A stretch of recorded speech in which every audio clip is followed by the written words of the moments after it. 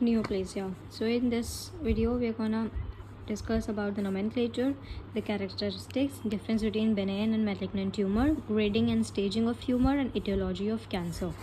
So neoplasia means new growth. The new growth produced is called neoplasm or tumor. It is a branch of science which deals with new growth or neoplasm or tumor is called oncology. So definition of neoplasm: it is an abnormal mass of tissue, the growth of which exceeds and is uncoordinated with that of the normal tissue and persists in the same excessive manner even after cessation of stimulus which evoked the change. So we'll divide the definition in many parts. It is an abnormal mass of tissue, the growth of which exceeds, जिसकी growth बढ़ती रहती है, and uncoordinated with that of normal tissue की growth से uncoordinated रहती है और बढ़ती रहती है, and persist in same excessive manner even after cessation of stimulus का सीजेशन होने के बावजूद भी वो सेम एक्सेसिव मैनर में बढ़ती रहती है, परसिस्ट होती रहती है, which evoked the change. So cell will divide by mitosis even after absences of growth factor. इसको बोलते हैं अनकंट्रोल्ड माइटोसिस. बिना स्टिमुलस, बिना ग्रोथ फैक्टर के माइटोसिस होता रहता है, अनकंट्रोल माइटोसिस होता रहता है. सो नॉर्मल सेल में क्या होता है, एक सेल होता है जो माइटोसिस से डिवाइड होता है. कैसे डिवाइड होता है? सेल में होते हैं ग्रोथ रिसेप्टर. जब ग्रोथ फैक्टर या कोई स्टिमुलस आता है, उसको स्टिमुलेट करता है तो माइटोसिस होता है. बट नियोप्लाज्मिक सेल में क्या होता है, ग्रोथ रिसेप्टर तो है बट कोई स्टिमुलस नहीं है, then to mitosis keep on happening. So neoplasm cell lose control and regulation of replication and form abnormal mass of tissue. neoplastic cell जो होता है उसका कोई कंट्रोल नहीं होता, अपना कंट्रोल लूज़ कर देता है और रेगुलेट करता है रेप्लिकेशन. ठीक है, and regulation of replication and form abnormal mass of tissue. अब इसके दो कंपोनेंट्स होते हैं, एक पैरेनकाइमा और उसका एक स्टपोटिव स्ट्रोमा. तो ये हो गया सेल, इसमें पैरेनकाइमा होता है और उसका स्टपोटिव स्ट्रोमा होता है. तो parenchyma comprises of proliferative tumour cell. ये पैरेनकाइमा जो होता है इसमें ये प्रोलिफरेटिव ट्यूमर सेल्स होते हैं, और सपोर्टिव स्ट्रोमा में फाइब्रस कनेक्टिव टिश्यू और ब्लड वेसल्स होती है. जो भी स्ट्रोमा होता है उसमें क्या होता है, fibrous connective tissue and stroma. So there is a term known as desmoplasia. So this term is used for production of abundant collagenous trauma by parenchyma. ये टर्म होता है, यूज़ किस लिए करते हैं, production of abundant collagenous stroma का बहुत ज़्यादा अबंडेंट प्रोडक्शन किससे, बाय पैरेनकाइमा सेल से. It leads to excessive fibrosis in tumour formation. इसकी वजह से बहुत ज़्यादा फिब्रोसिस होता है क्योंकि ये अबंडेंट कोलाजिनस स्ट्रोमा का प्रोडक्शन करता है. ये इसका एग्जांपल है कार्सिनोमा ऑफ ब्रेस्ट और स्कीरियस और कार्सिनोमा ऑफ ब्रेस्ट. सबसे पहले नोमेनक्लेचर. तो ये दो टाइप का होता है, Benin tumour and malignant tumour. जितने भी बेनिन ट्यूमर होते हैं उसमें सफिक्स में ओमा लगा होता है. ठीक है, तो बेनिन ट्यूमर हैव ओमा इन सफिक्स, जैसे कि फिब्रोमा, कॉन्ड्रोमा, ऑस्टियोमा,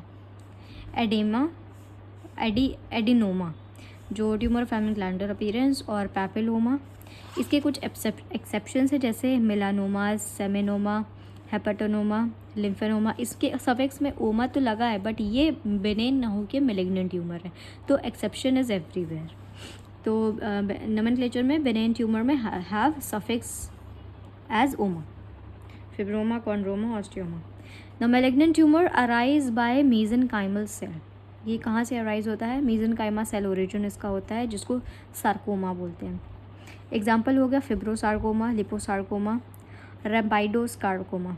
अराइज फ्रॉम जो भी मेसेनकाइमल सेल से अराइज होता है उसके में सार्कोमा होता है, उसको सार्कोमा बोलते हैं. और जो भी एपिथेलियल सेल ओरिजिन होता है उसको बोलते हैं carcinoma.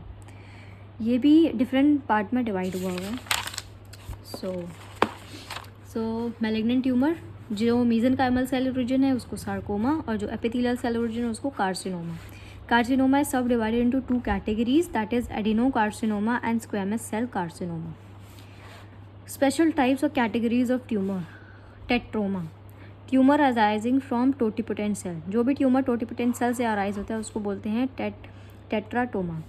It is a mixture of 3 germ layer, इसमें तीनों जर्म लेयर शामिल होती हैं, एक्टोडर्म, एंडोडर्म एंड मेसोडर्म, उसको बोलते हैं टेट्राटोमा।